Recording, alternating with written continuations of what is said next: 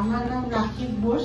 আমার তো ইনিশিয়ালি একটা প্রবলেম হচ্ছিল যে হঠাৎ করে আমার প্রচন্ড ব্লিডিং হতে আরম্ভ করলো।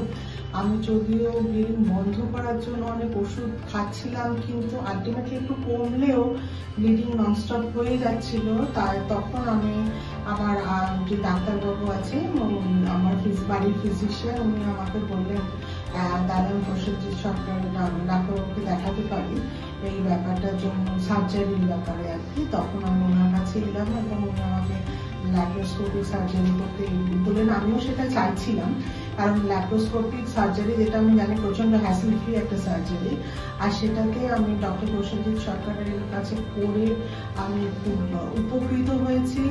আমার আমার মনেই হয়নি, ইনফ্যাক্ট মানে খুবই সত্যি কথা যে আমার গলব্লাডার অপারেশন 2 বছর আগে হয়েছে, কিন্তু সেই তুলনায় আমার এই অপারেশনের পরে আমার মানে উইকনেস বা সেরকম কোনো কিছুই ছিল না।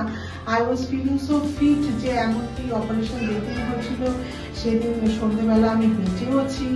আর মানে আমার রিকভারিটা এত ফাস্ট হয়েছে, তার জন্য আমি সবাইকেই অ্যাডভাইস করবো যে যাদের এই ফাইব্রয়েডসের প্রবলেম আছে, যাদের ইউটেরাস সার্জারি করার দরকার থাকে, তারা যেন সবসময় এই ব্যাপারটা মাথায় রাখেন যে laparoscopic surgery is so very hassle. Entire management of Dr. Prosenjit Sarkar is excellent.